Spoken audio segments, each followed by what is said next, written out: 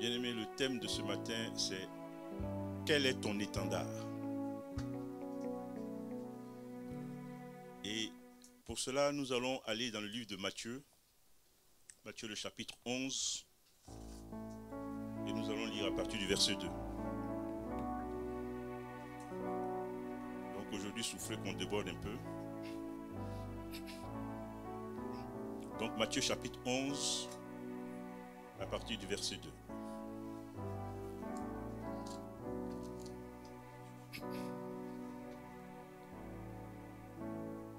Je lis la parole de Dieu. Jean, ayant entendu parler dans sa prison des œuvres du Christ, lui fit dire par ses disciples: es-tu celui qui doit venir, ou devons-nous en entendre un autre? Jésus leur répondit: allez rapporter à Jean ce que vous entendez et ce que vous voyez. Les aveugles voient, les boiteux marchent, les lépreux sont purifiés, les sourds entendent, les morts ressuscitent et la bonne nouvelle est annoncée aux pauvres. Heureux celui pour qui je ne serai pas une occasion de chute. Comme il s'en allait, Jésus se mit à dire à la foule au sujet de Jean: qu'êtes-vous allé voir au désert? Un roseau agité par le vent? Mais qu'êtes-vous allé voir? Un homme vêtu d'habits précieux? Voici, ceux qui portent des habits précieux sont dans des maisons de rois. Qu'êtes-vous donc allé voir? Un prophète? Oui, vous dis-je, et plus qu'un prophète. Car c'est celui dont il est écrit: voici, j'envoie mon messager devant ta face, pour préparer ton chemin devant toi. Je vous le dis en vérité, parmi ceux qui sont nés de femmes, il n'y en a point paru de plus grand que Jean-Baptiste. Cependant, le plus petit dans le royaume des cieux est plus grand que lui. Amen. Bien-aimés, ce passage nous révèle deux points importants: les œuvres et la foi. Aujourd'hui, nous allons prendre des cas concrets dans la Bible et puis nous allons voir quelle est l'importance des œuvres et quelle est l'importance de la foi dans la vie d'un enfant de Dieu. Nous allons prendre Acte 9, versets 36 à 42. Acte 9, versets 36 à 42. Le premier cas concret que nous allons voir.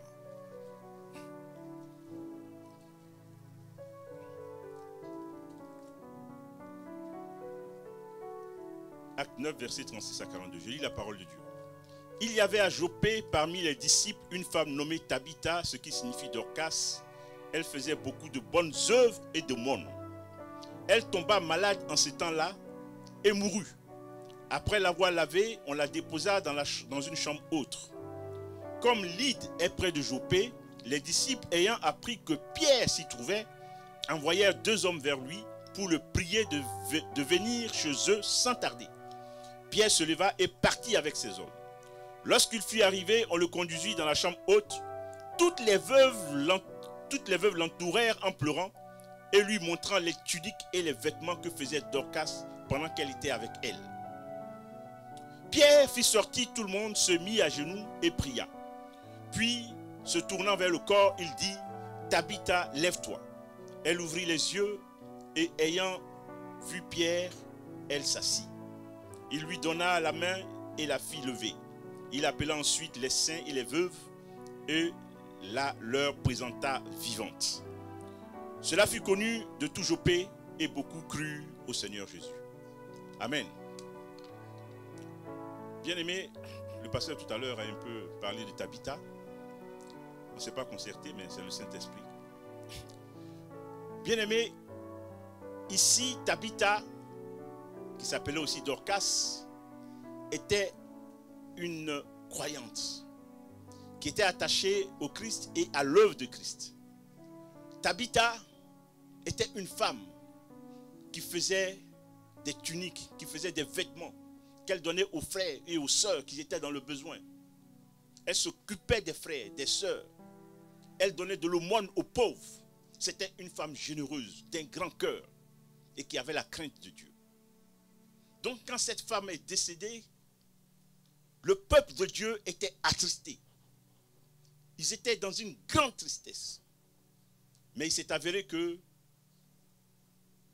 la période où elle est décédée, Pierre, il n'était pas loin, était dans une ville qui était proche. Donc on envoie chercher Pierre pour lui dire de venir. Pierre vient. Bien aimé, quand Pierre vient, les femmes qui étaient là, qui pleuraient, la veuve, Pierre ne connaissait pas Tabitha. Mais qu'est-ce que ces femmes vont faire pour parler de Tabitha à Pierre? Pour parler de Tabitha à Pierre, ces femmes-là, qu'est-ce qu'elles vont faire? Elles vont prendre les tuniques et les vêtements que Tabitha faisait, confectionnait pour les sœurs, pour les frères, les présenter à Pierre. Voici ce que cette femme faisait pour nous. Voici ce qu'elle faisait dans la maison de Dieu. Pour ceux qui n'avaient pas les moyens, pour les pauvres, pour les démunis. Et cette femme est décédée. Le peuple de Dieu est attristé. Cette femme représente une grande perte pour la maison, pour le royaume de Dieu. Donc Pierre, ayant vu l'importance de cette sœur, ce que cette sœur représentait dans la maison de Dieu, Pierre n'a pas hésité à monter dans la chambre haute et à prier pour cette femme. Pierre a intercédé pour cette femme. Et en intercédant pour cette femme, certainement Pierre a présenté aussi à Dieu les œuvres que cette femme faisait dans la maison de Dieu. Et Dieu a agréé la prière de Pierre. Tabitha est ressuscitée. Et Pierre l'a présentée vivante à tout le peuple de Dieu. Bien-aimé, quand Pierre est arrivé, ces femmes n'ont pas dit, oui, voici ce qu'elle faisait, voici Tabitha était comme ça. Non, non, non. Elles ont présenté les œuvres de Tabitha à Pierre. Donc ce sont les œuvres de Tabitha qui ont témoigné en sa faveur. Ce qu'elle faisait dans la maison de Dieu. Quel était son engagement vis-à-vis du Seigneur. C'est cela qui a témoigné pour elle. Et c'est ce qui a permis qu'elle soit ressuscitée. Parce que Dieu ne pouvait pas accepter, le peuple de Dieu même ne pouvait pas accepter qu'une personne aussi importante parte aussi tôt, alors que le royaume de Dieu a besoin d'elle. Et Dieu a ressuscité cette femme parce qu'effectivement elle était importante pour le royaume de Dieu.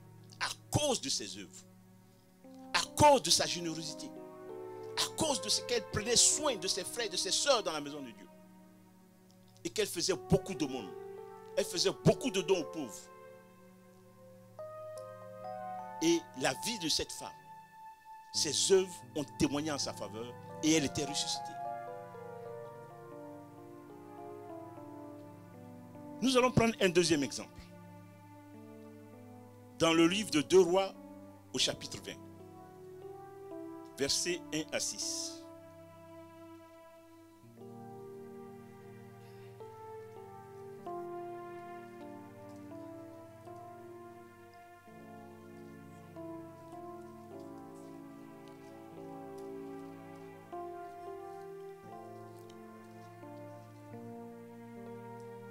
Deux Rois chapitre 20, versets 1 à 6.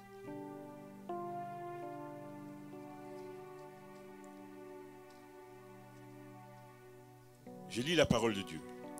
En ce temps-là, Ézéchias fut malade à la mort.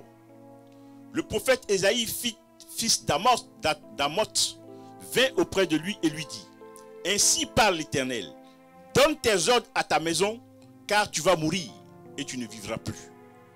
Ézéchias tourna son visage contre le mur et fit cette prière à l'Éternel. Ô Éternel, souviens-toi que j'ai marché devant ta face avec fidélité et intégrité de cœur, et que j'ai fait ce qui est bien à tes yeux. Et Ézéchias répandit d'abondantes larmes. Ésaïe, qui était sorti, n'était pas encore dans la cour du milieu, lorsque la parole de l'Éternel lui fut adressée en ces termes: Retourne et dis à Ézéchias, chef de mon peuple, ainsi parle l'Éternel, le Dieu de David ton père. J'ai entendu ta prière, j'ai vu tes larmes. Voici, je te guérirai le 3e jour et tu monteras à la maison de l'Éternel. Amen.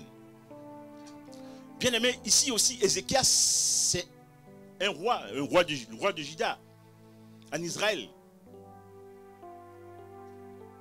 Dieu envoie Ésaïe, le prophète Ésaïe dit à Ézéchias, le roi Ézéchias, qu'il va mourir. Ézéchias était malade et Dieu dit, tu ne vas pas sortir vivant de cette maladie, tu vas mourir. Ésaïe envoie la parole de Dieu. Il dit à Ézéchias. Ésaïe, c'est un prophète de Dieu. Ce qu'il dit, ça vient de Dieu. C'est Dieu qui a parlé. Ézéchias, il a reçu cette parole. Mais il a dit à Dieu, Seigneur, j'ai marché avec fidélité et intégrité de cœur. J'ai fait tout ce qui est bien à tes yeux. Comment est-ce que je dois mourir alors que je ne suis pas rassasié de jour? Parce que Dieu nous dit qu'en tant qu'enfant de Dieu, nous devons être rassasiés de jour avant de partir.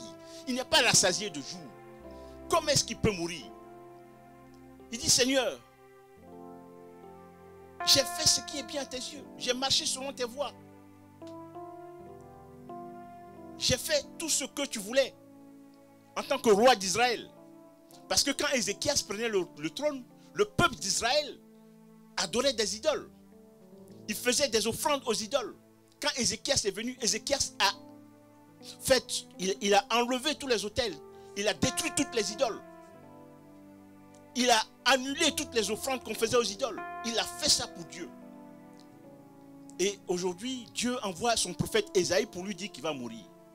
Ézéchias dit, non, Seigneur, ce n'est pas possible. Je ne peux pas mourir. Je ne peux pas mourir maintenant. Je ne suis pas encore rassasié de jour. Bien-aimé, Ézéchias a défendu sa cause devant Dieu. Et Ézéchias a présenté quoi? Des arguments. Les arguments qu'il a présentés, ce sont ses œuvres qu'il a fait pour Dieu. Il dit, Seigneur, j'ai fait ça pour toi. J'ai détruit les idoles. J'ai amené le peuple à te servir, à craindre ton nom. Moi-même, j'ai marché dans la fidélité et dans l'intégrité. Je ne suis pas allé ailleurs. Je ne suis pas allé adorer d'autres dieux. C'est toi seul que j'ai servi. Donc, je refuse de mourir. Maintenant. Et Ézéchias n'était même pas encore sorti de sa maison. Que Dieu le rappelle Ézéchias et Ésaïe. Il dit, va, retourne voir Ézéchias. Dis à Ézéchias que j'ai entendu sa prière. J'ai vu ses pleurs. Donc, dis-lui qu'il ne mourra pas. Et que je vais rajouter encore 15 années sur sa vie. Bien-aimé, Ésaïe envoyait une prophétie, une parole de Dieu à Ézéchias. La parole n'était pas en faveur d'Ézéchias. Pour dire quoi? Dieu est souverain, c'est lui qui crée toutes choses. C'est lui qui fait toutes choses. Et il peut décider si tu dois vivre ou tu dois mourir. Mais en tant qu'enfant de Dieu, si tu sais que tu as marché dans l'intégrité, dans la fidélité avec Dieu, si tu sais que tu as travaillé pour le Seigneur, et si tu sais que tu n'es pas encore rassasié de jour, qu'une parole vient, même si cette parole vient de Dieu, bien-aimé, tu peux défendre ta cause devant le Seigneur. Tu peux défendre ta cause devant le Seigneur en présentant ce que tu as fait à Dieu, le travail que tu as fait pour lui, dans sa maison, pour l'avancement du royaume de Dieu. C'est ce qu'Ézéchias a fait. Ézéchias a plaidé dans sa cause, mais il avait les arguments pour plaider sa cause. Il a fait l'œuvre de Dieu. Il a travaillé pour le Seigneur. Il a détruit les idoles. Il a amené le peuple à craindre Dieu, à servir Dieu. Dieu a dit, mon fils, tu as raison. C'est vrai, tu as fait ça pour moi. Donc, j'annule mon décret et je t'ajoute 15 années de vie en plus. Bien-aimé, aussi bien pour Tabitha que pour Ézéchias. Tabitha, elle était morte déjà. Mais ce qui a amené Dieu à la ressusciter, ce sont ses œuvres. Ce qu'elle a fait pour Dieu. Ézéchias, il était malade. Dieu avait dit qu'il n'allait pas sortir de sa maladie, qu'il allait mourir. Mais Dieu a annulé son décret de mort. Pourquoi? À cause de ses œuvres, à cause de ce qu'il a présenté à Dieu. Bien-aimé, Dans la maison de Dieu, il ne suffit pas de venir s'asseoir et partir. Parce que quand tu seras confronté à l'adversité, le Seigneur, pour qu'il agisse dans ta vie, il va voir ce que tu fais pour lui. Qu'est-ce que tu vas présenter à Dieu? Tabitha, Dorcas, elle a présenté ce qu'elle faisait à Dieu. Ésaïe et Ézéchias a présenté ce qu'il faisait pour Dieu. Mais toi, qu'est-ce que tu vas présenter à Dieu? Tu veux que ta situation change. Tu pleures matin, midi, soir. Tu veux que ta situation change. Tu veux être guéri. Tu veux avoir du travail. Tu pleures, tu jeûnes. Mais Dieu dit, qu'est-ce que tu lui présentes ce matin? Tu lui présentes quoi? Pour qu'il intervienne dans ta vie. Qu'est-ce que tu lui présentes? Tu as fait quoi pour Dieu? Parce que la vie chrétienne ne se limite pas à venir à l'église. La vie chrétienne, c'est travailler pour le Seigneur. Travailler pour l'avancement du royaume. Amener des âmes à Christ. Faire que le nom de Dieu soit glorifié dans ta vie, dans ton entourage. Quand on te voit, tu n'as même pas besoin de dire ce que tu es. Mais au travers de tes œuvres, on sait que tu es un enfant de Dieu. Qu'est-ce que tu vas présenter à Dieu ce matin? Pour qu'il intervienne dans ta vie. Tu vas lui présenter quoi? Seigneur, je viens à l'église. Je suis là. J'ai accepté le Seigneur. Mais ça ne suffit pas. Ça ne suffit pas. Donc si ta situation ne change pas, réfléchis. Et vois si tu travailles pour le Seigneur ou pas. Parce que le Seigneur va regarder tes œuvres. Pour confirmer cela, allons-y dans Daniel. Dans Daniel 5, versets 25 à 30.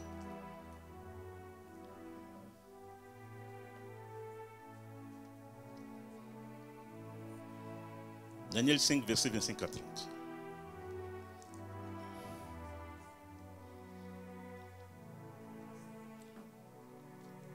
Je lis la parole de Dieu. Voici l'écriture qui a été tracée. Méné, méné, tekel, parsin. Et voici l'explication de ces mots. Comptez, Dieu a compté ton règne, il y a mis fin. Pesé, tu as été pesé dans une balance et tu as été trouvé léger. Divisé, ton royaume sera divisé et donné aux Mèdes et aux Perses. Aussitôt, Belshazzar donna ses ordres et revêtit Daniel de pourpre. On lui mit au cou un collier d'or et on publia qu'il aurait la troisième place dans le gouvernement du royaume. Cette même nuit, Belshazzar, roi des Chaldéens, fut tué et Darius, le Mède, s'empara du royaume, étant âgé de 62 ans. Bien-aimé, Belshazzar, c'est le fils du roi Nebuchadnezzar, roi de Babylone, qui a mené le peuple d'Israël en captivité à Babylone. Et quand Nebuchadnezzar est décédé, c'est Belshazzar, son fils, qui a régné à sa place. Donc, Belshazzar, qu'est-ce qu'il a fait? Quand son père Nebuchadnezzar avait pris Israël en captivité à Babylone, Nebuchadnezzar aussi a détruit le temple de Jérusalem et il a pris tous les ustensiles du sacerdoce. Les coupes, tout ce qu'on prenait pour faire le sacerdoce de Dieu, il a pris pour venir à Babylone.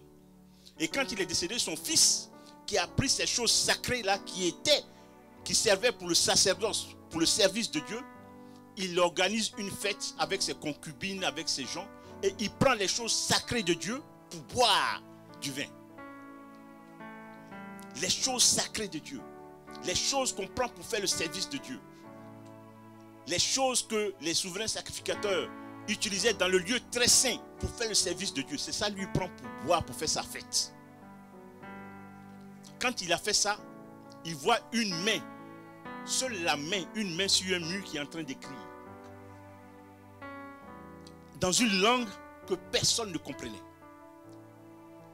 Et il appelle Daniel pour venir interpréter ce qui est écrit sur le mur.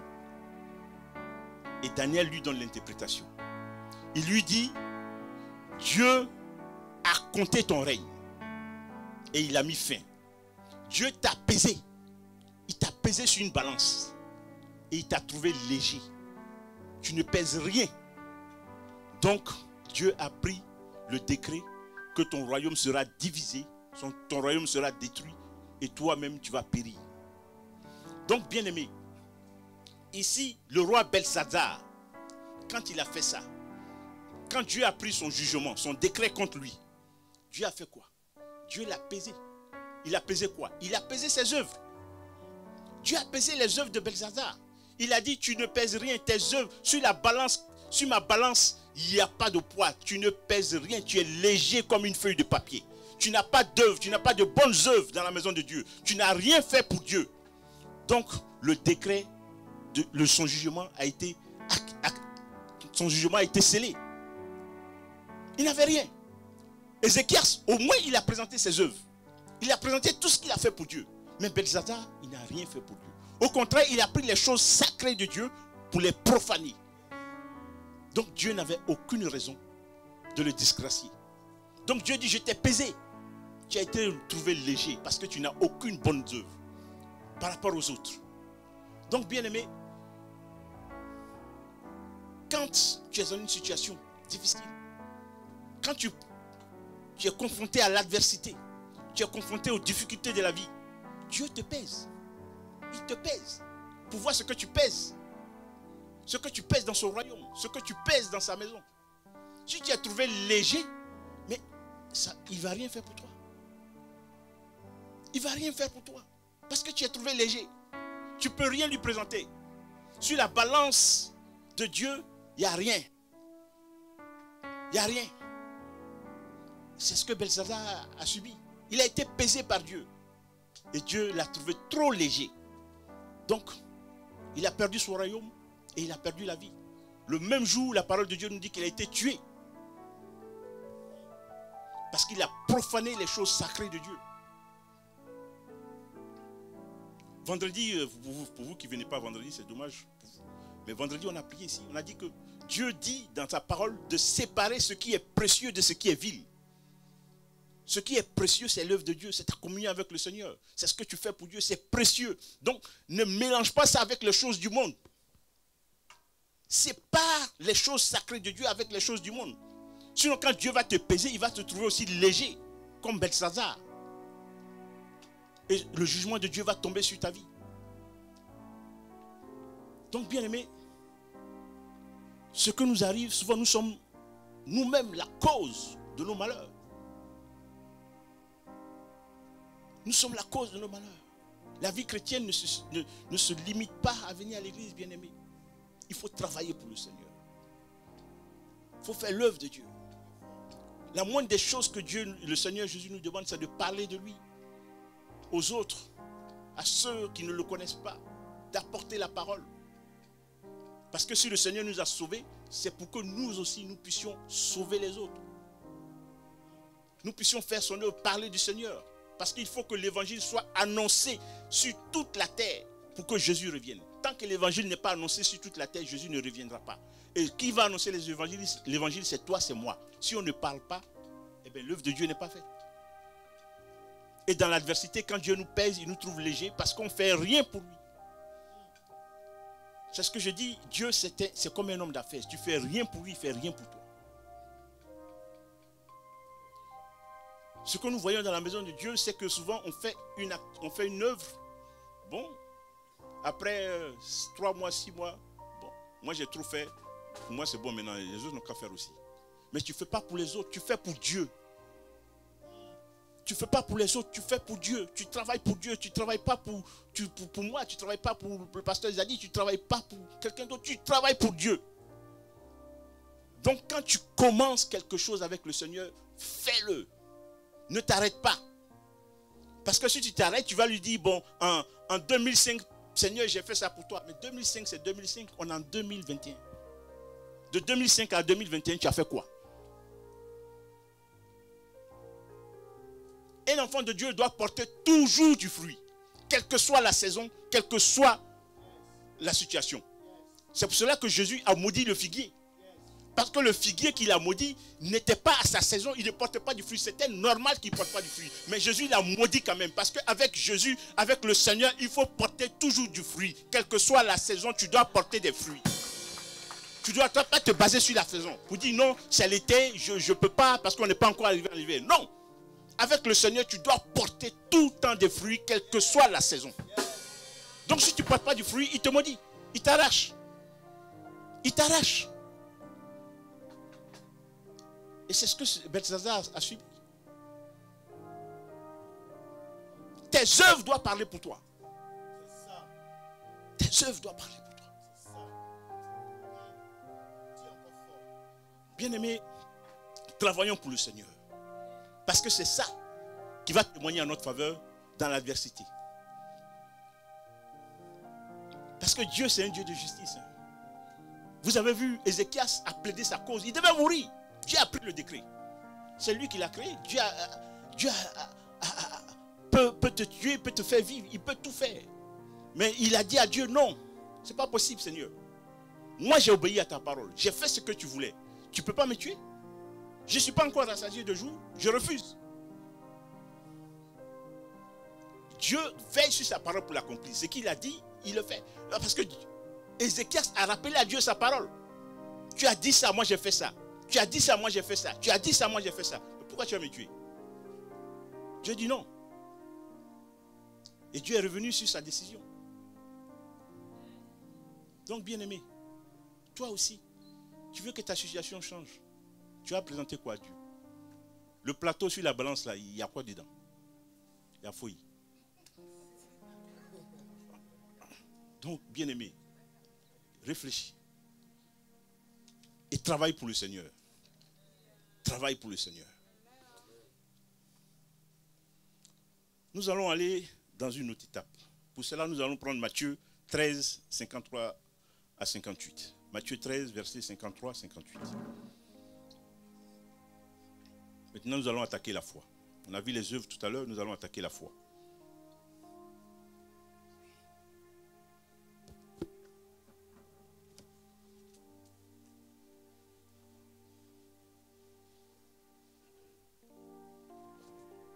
Matthieu 13, versets 53 à 58. Je lis la parole de Dieu. Lorsque Jésus eut achevé ses paraboles, il partit de là. S'étant rendu dans sa patrie, il enseignait dans la synagogue, de sorte que ceux qui l'entendirent étaient étonnés et disaient: d'où lui viennent cette sagesse et ces miracles? N'est-ce pas le fils du charpentier? N'est-ce pas Marie qui est sa mère? Jacques, Joseph, Simon et Jude ne sont-ils pas ses frères? Et ses sœurs ne sont-elles pas toutes parmi nous? D'où lui viennent donc toutes ces choses? Et il était pour eux une occasion de chute. Mais Jésus leur dit: un prophète n'est méprisé que dans sa patrie et dans sa maison. Et il ne fit pas beaucoup de miracles dans ce lieu à cause de leur incrédulité. Bien-aimé, Jésus est allé à Nazareth, sa ville natale. Jésus arrive à Nazareth, il va dans la synagogue de Nazareth pour enseigner. Il arrive dans la synagogue de Nazareth. Le peuple qui était là comme vous, beaucoup connaissaient Jésus. Beaucoup connaissaient le père de Jésus, Joseph. Beaucoup connaissaient ses frères. Beaucoup connaissaient Marie, sa mère. Beaucoup même l'ont vu quand il était petit. Donc Jésus vient, il enseigne avec une grande sagesse dans la synagogue. Ils ont appris que Jésus a fait beaucoup de miracles. Mais ils avaient du mal à croire. Pourquoi? Parce qu'ils connaissaient Jésus. Ils connaissaient Joseph, son père, qui était un charpentier. Ils connaissaient Marie, sa mère. Ils connaissaient ses frères, Jacques, Simon, Jude. Ils les connaissaient. Ils connaissaient ses sœurs. Jésus avait des frères bien-aimés. Ce n'est pas notre sujet, mais Jésus avait des frères. Vous avez vu. C'est la parole de Dieu qui le dit. Donc en dehors de Jésus, Marie a eu d'autres enfants. Pour ceux qui ne le savent pas. C'est la parole de Dieu qui le dit. C'est la même Bible que nous tous on utilise. Donc Marie a eu d'autres enfants en dehors de Jésus. Donc, bien-aimés, tout ce peuple-là qui était là connaissait Jésus, connaissait sa vie, connaissait sa famille. Il connaissait tout de lui. Donc, malgré la sagesse que Jésus déployait pour enseigner le peuple, il avait du mal à croire. Pourquoi? Parce qu'il ne voyait pas Jésus en tant que fils de Dieu. Il ne voyait pas Jésus en tant que oint de Dieu. Il voyait Jésus en tant que fils de Joseph le charpentier. Il voyait Jésus en tant que fils de Marie. Il voyait Jésus en tant que frère de Jacques, de Simon et de Jude.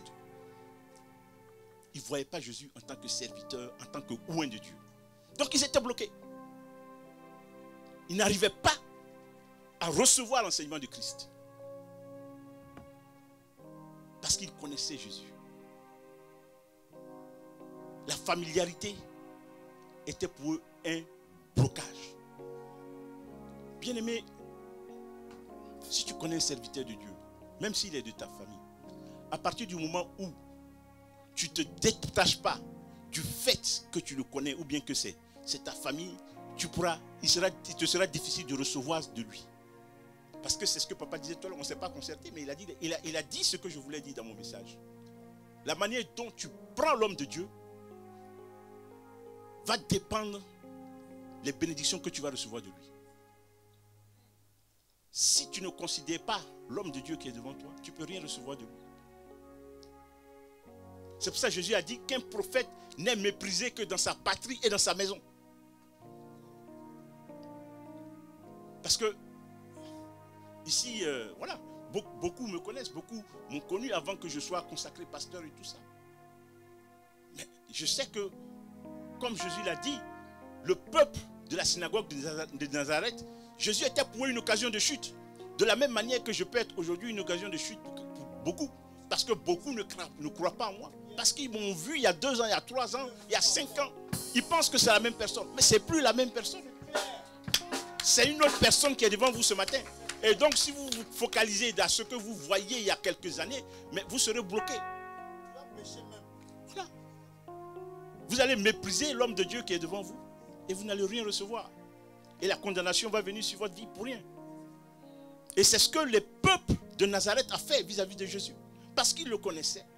Parce qu'il connaissait sa famille, parce qu'il connaissait ses parents. Ils ne pouvaient pas accepter dans leur intelligence que Jésus pouvait être le Fils de Dieu, que Jésus pouvait être loin de Dieu, que Jésus pouvait avoir une telle sagesse pour les enseigner. Ils ne pouvaient pas accepter. C'était un blocage pour eux. Et Jésus a dit, je suis pour vous une occasion de chute. Bien-aimé, c'est ça. Donc, quand vous voyez un homme de Dieu, ne regardez pas sa personne, mais regardez l'huile qui a coulé sur sa tête et le fait que c'est Dieu qui l'a choisi, qui l'a oint pour faire son œuvre. Mais si vous regardez sa nature, si vous voyez, si vous limitez à ce que vous le connaissez, vous êtes chose, non. Évitez d'avoir trop de familiarité avec un homme de Dieu, parce que cela va vous bloquer. Cela va vous bloquer. C'est très important. Parce qu'un homme de Dieu, c'est quelqu'un qui est oint, quelqu'un qui est mis à part par Dieu. Donc, évitez d'avoir trop de familiarité. Parce que ça sera un frein. Parce que quand il va commencer à prier pour vous, vous allez penser que c'est votre camarade. Ou bien parce que c'est ton frère, ou bien c'est ta soeur. Parce que vous êtes de la même famille. Tu vas oublier que c'est un homme de Dieu qui est en face de toi. Et tu ne pourras rien recevoir. Parce que tu ne vas pas le regarder en tant qu'homme de Dieu, en tant que oint de Dieu. Ça sera un blocage pour ta vie.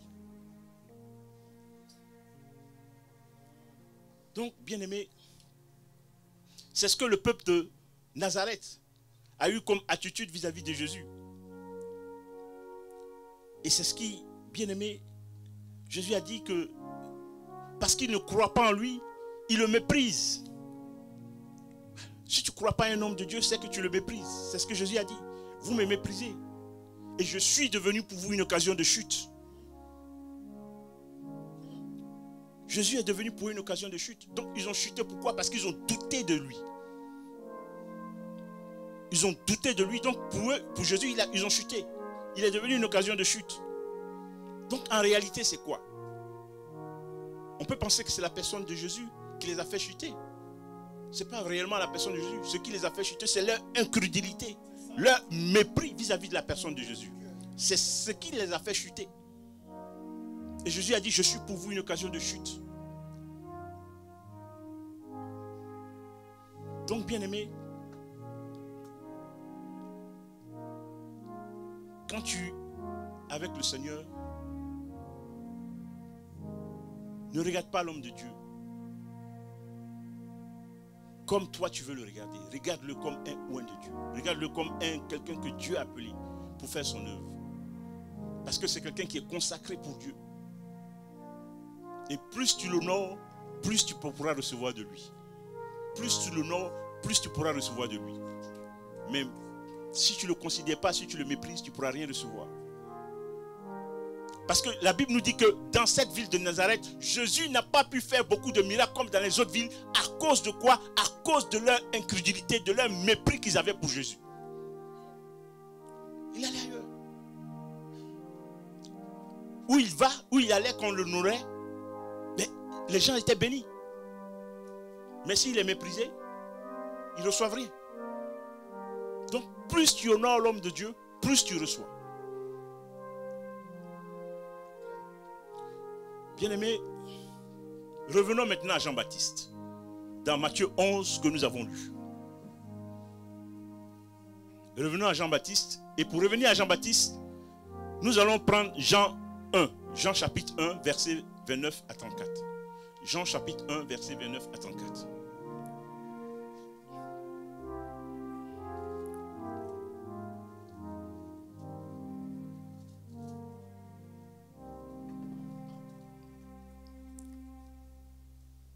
Jean chapitre 1, verset 29 à 34, je lis la parole de Dieu.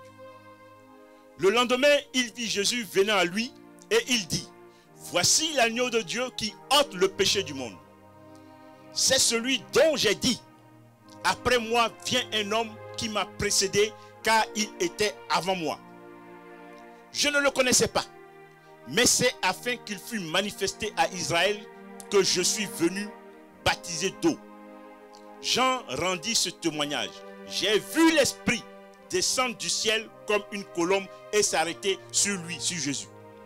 Je ne le connaissais pas, mais celui qui m'a envoyé baptiser d'eau, celui-là m'a dit, celui sur qui tu verras l'Esprit descendre et s'arrêter, c'est celui qui baptise du Saint-Esprit. Et j'ai vu et j'ai rendu témoignage qu'il est le Fils de Dieu. Et ayant regardé Jésus qui passait, il dit, voilà l'agneau de Dieu. Tout ça, c'est Jean qui a dit. Maintenant, bien-aimés, allons-y dans Matthieu 11, notre texte de base, au verset 2. Qu'est-ce que Jean dit après avoir dit ça?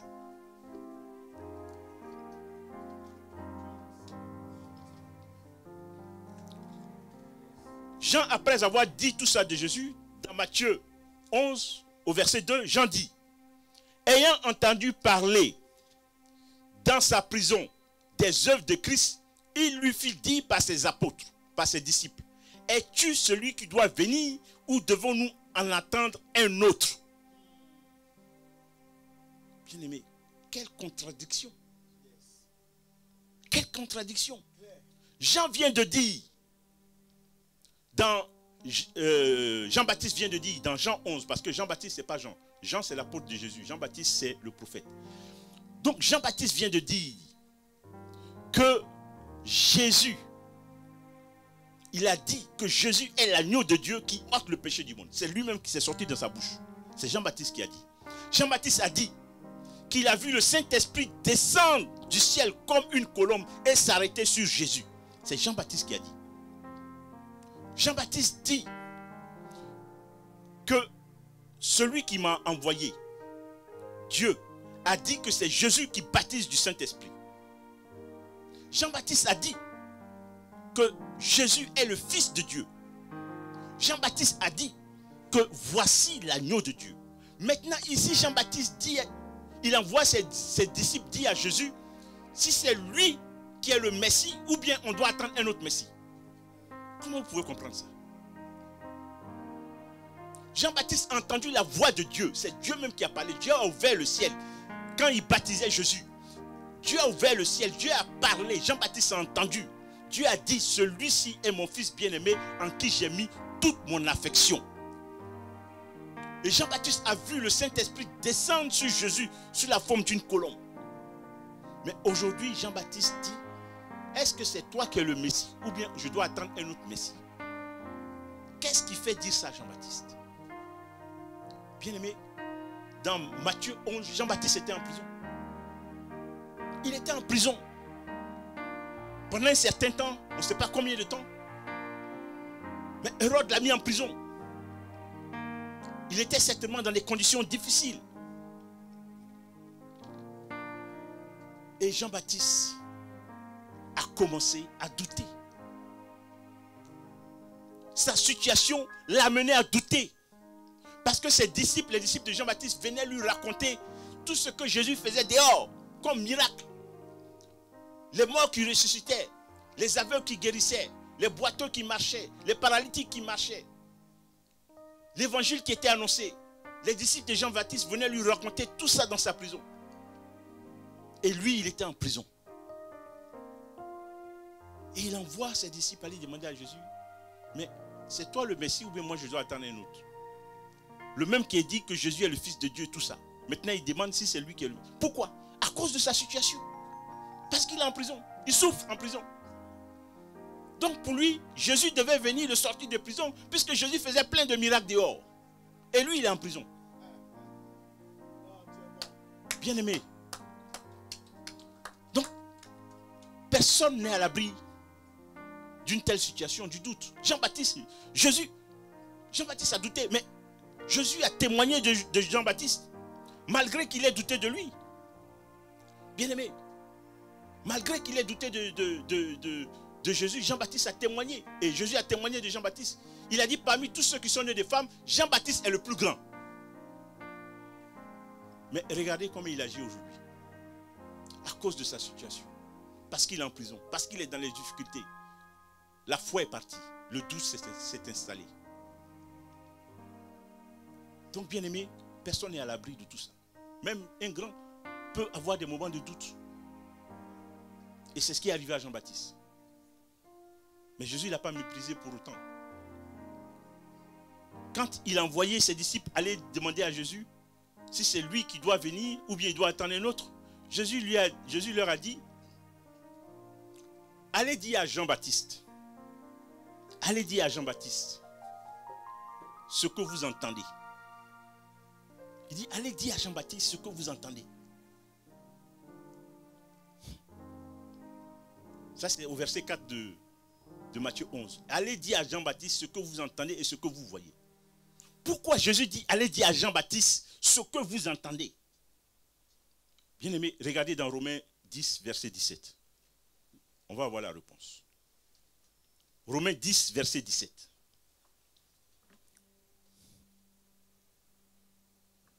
La parole de Dieu nous dit, ainsi la foi vient de ce qu'on entend. Et ce qu'on entend vient de la parole de Christ. Donc Jésus dit, allez dire à Jean-Baptiste ce que vous entendez. Parce que c'est ce que tu vas entendre de la parole de Christ qui va te donner la foi. Donc Jésus dit, allez lui dire ce que vous entendez. Et ce que tu entends vient de la parole de Christ. Donc quand tu entends la parole de Christ doit créer en toi la foi en Christ. Et c'est la foi en Christ qui va faire que la main de Dieu va agir dans ta vie. Jean-Baptiste a entendu la parole de Dieu. Il a entendu Dieu lui-même parler du haut des cieux. Jean-Baptiste a vu le Saint-Esprit descendre sur Jésus. Jean-Baptiste a témoigné de sa bouche que Jésus est le Fils de Dieu, est l'agneau de Dieu. Mais Jean-Baptiste n'a pas eu la foi en Christ pour que la main de Dieu puisse intervenir dans sa situation quand il était en prison. Jean-Baptiste n'a pas eu cette foi-là. Jean-Baptiste a annoncé le royaume des cieux, mais Jean-Baptiste n'a pas pu rentrer dans le royaume des cieux. Il a dit que Jésus, c'est celui qui va vous faire entrer dans le royaume des cieux. Je viens comme un messager pour le précéder, pour annoncer le royaume des cieux, pour annoncer Jésus. Il a annoncé le royaume des cieux, mais il n'a pas pu rentrer dans le royaume des cieux. Parce que l'étendard de la foi n'était pas en lui. L'étendard de la foi n'était pas en lui. Parce que la foi en Christ, c'est une des clés pour entrer dans le royaume des cieux. Si tu n'as pas la foi en Christ, tu ne peux pas rentrer dans le royaume des cieux. Jean-Baptiste a manqué de foi. Il a douté à cause de sa situation. Il a regardé à sa situation. C'est ce que beaucoup de nous faisons. Quand nous sommes dans des situations difficiles, on oublie tout ce que Dieu a fait pour nous. Tu oublies. On oublie vite. On oublie vite. Tu oublies que quand tu étais malade, c'est Dieu qui t'a guéri. C'est le Seigneur qui t'a guéri. Tu oublies que quand tu pleurais pour trouver du travail, c'est Dieu qui agit, tu as eu du travail. Tu oublies que quand tu pleurais pour avoir un mari, c'est Dieu qui t'a donné le mari ou la femme. Tu oublies que quand tu voulais un enfant, c'est Dieu qui t'a donné l'enfant. Tu oublies que quand tu étais possédé par les démons, par les esprits qui te tourmentaient tous les jours, c'est Dieu, c'est le Seigneur Jésus qui t'a délivré. Tu oublies tout ça. Parce qu'aujourd'hui, tu rencontres une situation difficile, tu oublies tout ce que Dieu a fait pour toi. Tu manques de foi, tu commences à douter de Dieu. Pour une situation que tu traverses, tu quittes la main de Dieu, tu quittes l'église. Bien-aimé, si c'est ton cas, ressaisis-toi. Ressaisis-toi. Parce que tant que tu doutes, tu ne pourras rien voir dans ta vie. Tu ne pourras pas voir la main de Dieu dans ta vie. C'est ce que Jean-Baptiste a fait. Et on a vu comment Jean-Baptiste est mort. Il a été décapité. Sa tête a été livrée sur un plateau à Hérodias. Ce n'est pas parce qu'il n'était pas grand. Ce n'est pas parce qu'il n'était pas un messager de Dieu. Il était un messager de Dieu. Dieu l'avait envoyé pour annoncer la venue de Jésus. C'était un grand prophète. Mais qu'est-ce qui s'est passé? Le doute. Bien-aimé, le doute ne te ferme pas les portes du ciel, les portes du paradis. Non. C'est une situation qui vient dans ta vie pour faire quoi? Pour bloquer tes grâces, pour bloquer tes bénédictions. À cause du doute, tu peux perdre une bénédiction que tu dois avoir. À cause du doute, tu peux perdre un travail que tu dois avoir parce que tu doutes. Mais ce n'est pas le doute qui va te fermer la porte du ciel, mais le doute va te bloquer les portes de tes grâces et des bénédictions. Et c'est ce que Jean-Baptiste a vécu.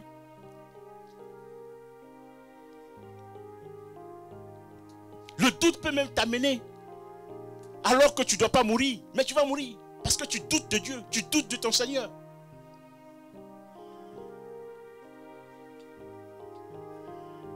Bien-aimé, la foi est un étendard qui trouve les portes du royaume des cieux. Sans la foi, nul n'est agréable à Dieu. C'est ce que la parole dit. Tu ne peux pas être agréable à Dieu si tu n'as pas la foi. Et si tu n'es pas agréable à Dieu, qu'est-ce que tu veux que Dieu fasse dans ta vie? Dieu ne peut rien faire dans ta vie si tu n'es pas agréable à lui. Dieu a besoin de la foi pour activer ses grâces et ses bénédictions dans ta vie. Si tu doutes de lui, mais tu ne peux rien recevoir de lui. Tu ne peux rien recevoir.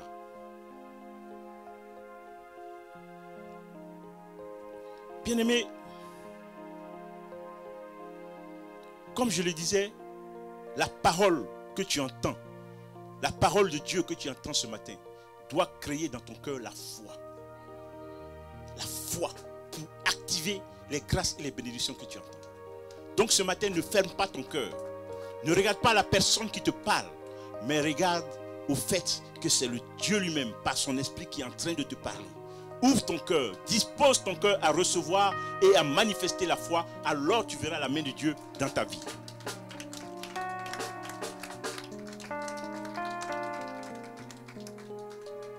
Bien-aimé, quand Jean-Baptiste a eu cette attitude, Jésus a dit aux disciples de Jean-Baptiste qui étaient venus lui poser cette question: es-tu celui qui doit venir ou doit-on attendre un autre? Jésus a dit: heureux celui pour qui je ne suis pas une occasion de chute. Heureux celui pour qui je ne suis pas une occasion de chute. Dieu a dit ça, Jésus a dit ça parce qu'il voulait être gentil, parce que c'était Jean-Baptiste. Parce que c'était Jean-Baptiste. C'était un grand serviteur. Jésus a dit heureux celui pour qui je ne suis pas une occasion de chute. Mais en réalité, ce qu'il voulait dire, c'est malheur à celui pour qui je suis une occasion de chute. Malheur à celui pour qui je suis une occasion de chute.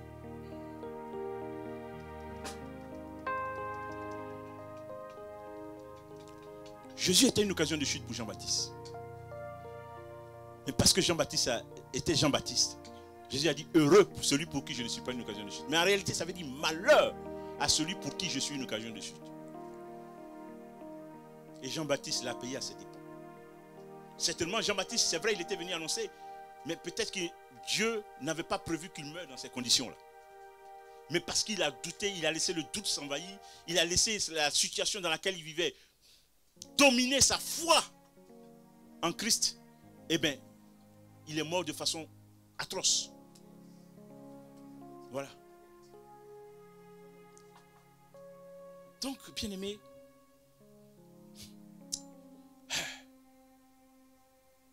le manque de foi de Jean-Baptiste est devenu pour lui une occasion de chute.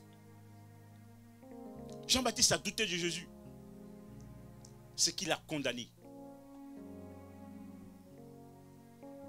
Ce qui l'a condamné. Et il a mal fini.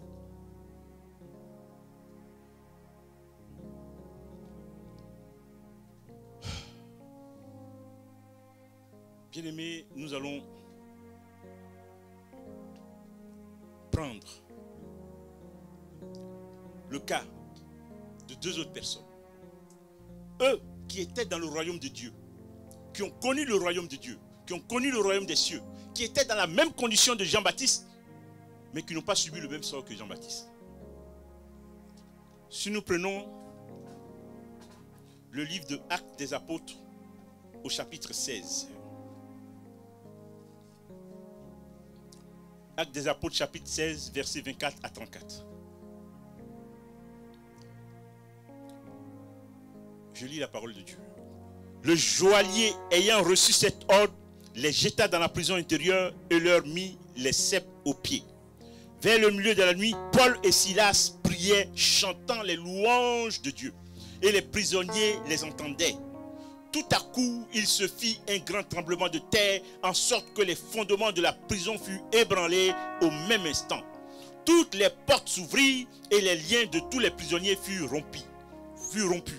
Le joaillier se réveilla et lorsqu'il vit les portes de la prison ouvertes, il tira son épée et allait se tuer, pensant que les prisonniers s'étaient enfuis. Mais Paul cria d'une voix forte, « Ne te fais point de mal, nous sommes tous ici. » Alors le joaillier, ayant demandé de la lumière, entra précipitamment et se jeta tout tremblant aux pieds de Paul et Silas. Il les fait sortir et dit, « Seigneur, que faut-il que je fasse pour être sauvé ?» Paul et Silas répondirent, « Crois au Seigneur Jésus et tu seras sauvé, toi et ta famille. » Et il lui annonçait la parole du Seigneur ainsi qu'à tous ceux qui étaient dans sa maison. Il les prit avec lui. À cette même heure de la nuit, il lava leurs plaies et aussitôt il fut baptisé, lui et tous les siens. Les ayant conduits dans son logement, il les servit à manger et il se réjouit avec toute sa famille de ce qu'il avait cru en Dieu. Bien-aimés, ici voilà deux personnes qui sont rentrées dans le royaume de Dieu, dans le royaume des cieux. Contrairement à Jean-Baptiste. Paul et Silas aussi étaient en prison. Ils étaient emprisonnés pourquoi? À cause de Christ. À cause de ce qu'ils annonçaient l'évangile de Christ. À cause de ce qu'ils faisaient l'œuvre de Christ. Ils étaient en prison, comme Jean-Baptiste. Mais eux, quelle était leur réaction? Ils n'ont pas commencé à regarder à leur situation comme faisait Jean-Baptiste. Dans la prison, dans leur misère, dans leur souffrance, ils ont commencé à louer Dieu. Ils ont commencé à chanter les louanges de Dieu. Ils ont commencé à célébrer Dieu. Ils ont commencé à dire que Dieu est grand. Que quelle que soit la situation qu'ils vivent, ils savent que Dieu va agir dans leur vie. Bien-aimés, en ayant cette attitude de louange, d'adoration vis-à-vis de Dieu, quelle que soit la situation qu'ils vivent, ils n'ont pas regardé à leur situation, ils n'ont pas regardé à leur état. Ils ont regardé à la grâce que Dieu pouvait leur obtenir. Et Dieu a fait trembler les fondements de la prison. Les chaînes se sont détachées et ils sont sortis victorieux de la prison. Bien-aimés, quand tu n'as pas le royaume de Dieu, quand tu ne connais pas la révélation du royaume de Dieu, il t'est difficile d'avoir des victoires dans ta vie. Il t'est difficile d'avoir des victoires. Parce que pour avoir les victoires, comme je le disais, il faut avoir les clés. L'une des clés, c'est la foi. Paul et Silas étaient dans une situation difficile. Ils étaient emprisonnés, simplement, pas parce qu'ils ont volé, pas parce qu'ils ont tué, mais parce qu'ils annonçaient l'évangile, parce qu'ils faisaient l'œuvre de Dieu. Et ils savent qu'en faisant l'œuvre de Dieu, Dieu ne va jamais t'abandonner si tu as foi en lui. Et ils ont manifesté cette foi dans la prison, en louant Dieu, en chantant Dieu, en adorant Dieu, en se réjouissant de leur situation, parce que pour eux c'était un privilège d'être en prison pour Dieu. Au lieu que ce soit une peine, alors que ce soit un désagrément, pour eux c'est un privilège, c'est une grâce qu'ils soient emprisonnés à cause du Seigneur Jésus. Et parce qu'ils avaient cette attitude, parce qu'ils avaient cet état de cœur, Dieu a agi. Il a envoyé ses anges qui ont fait casser les chaînes, qui ont brisé les fondements de la prison et ils sont sortis libres. À la différence de Jean-Baptiste, qui lui a douté, a pleuré sur sa situation. Et il est mort. Mais Paul et Silas ont loué Dieu. Bien-aimé, quelle que soit la situation que tu vis, Dieu peut toutes choses. Ne limite pas Dieu au fait que tu n'as pas de travail. Ne limite pas Dieu au fait que tu es malade. Ne limite pas Dieu au fait que tu n'as pas de mari ou de femme. Dieu est plus grand que tout cela. Dieu est plus grand que tout cela. Il a fait toutes choses. Quelle que soit la situation que tu vis, quelles que soient les épreuves que tu traverses, loue le Seigneur. Reconnais sa grâce, sa grandeur. Reconnais qu'il peut te sortir de là. Et loue Dieu pour cela. Même réjouis-toi de ce que tu vis. Parce que la Bible dit, soyez toujours joyeux. Soyez toujours joyeux. Ce n'est pas en vain que le Seigneur dit cela. Donc, quel que soit ce que tu vis, quel que soit ce que tu traverses, réjouis-toi dans le Seigneur. Loue le Seigneur. Glorifie le nom de Dieu. Si on te demande, dis ça va. C'est par la grâce de Dieu, ça va. Ne dis pas, c'est compliqué. Vraiment, la vie là, c'est chaud. C'est chaud. Si tu dis toujours c'est chaud, ça sera toujours chaud. Ça sera toujours chaud. Arrête de dire c'est chaud. Dis ça va. Ça va bien, ça va même très bien. Et là, tu verras la main de Dieu agir. Mais si tu es toujours en train de dire c'est chaud, c'est chaud, c'est chaud, mais ça va être toujours chaud. Qui va refroidir? Celui qui doit refroidir, tu n'as pas foi en lui. Donc ça sera toujours chaud. Donc bien aimé, bénis le Seigneur. Bénis le Seigneur. Loue le Seigneur. Quelle que soit ta situation, quel que soit ce que tu traverses. Et tu verras la main de Dieu agir dans ta vie.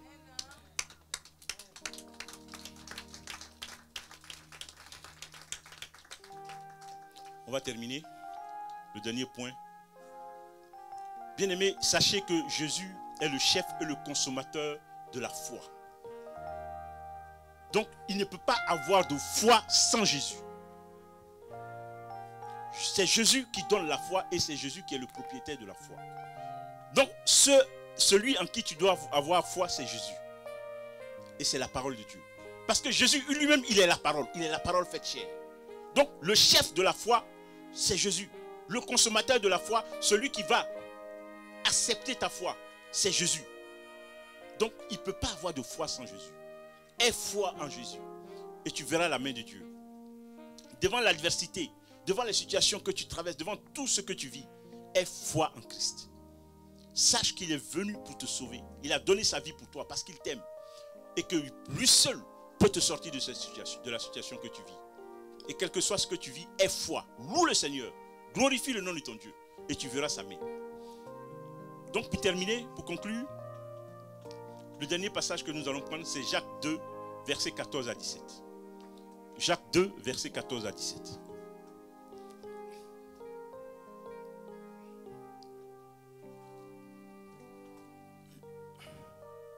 Jacques 2, versets 14 à 17. Je lis la parole de Dieu. Mes frères, que sert-il à un homme de dire qu'il a la foi s'il n'a pas les œuvres? La foi peut-elle sauver? Si un frère ou une sœur sont nus et manquent de nourriture de chaque jour, et que l'un d'entre vous leur dise, allez en paix, chauffez-vous et rassasiez-vous, et que vous ne leur donnez pas ce qui est nécessaire au corps, à quoi cela sert-il? Il en est ainsi de la foi. Si la foi n'a pas les œuvres, elle est morte en elle-même. Si tu crois qu'il y a un seul Dieu, tu fais bien de croire. Les démons aussi croient. Et ils tremblent. Pour dire quoi? Pour dire que même les démons aussi croient en Dieu. Les démons aussi savent que Jésus est le Fils de Dieu. Mais ce n'est pas ça qui va les sauver. Donc la différence entre les démons et toi qui crois que Jésus est le Fils de Dieu, qui crois que Dieu est Dieu, ce sont tes œuvres. Donc si tu n'as pas les bonnes œuvres, tu es la même chose que les démons. Parce qu'eux aussi ils croient. Donc la foi, pour que la foi soit parfaite, il faut les œuvres. La foi sans les œuvres n'est pas parfaite, elle est morte. Donc la foi doit créer en toi les œuvres. Donc bien aimé, aie foi en Jésus, mais manifeste aussi les œuvres, les bonnes œuvres. Dieu dit qu'il a préparé des bonnes œuvres pour que tu les pratiques. Donc pratique les bonnes œuvres de Dieu. Alors ta foi sera parfaite. Et alors tu verras la main de Dieu agir dans ta vie, quelles que soient les situations. Que Dieu te bénisse.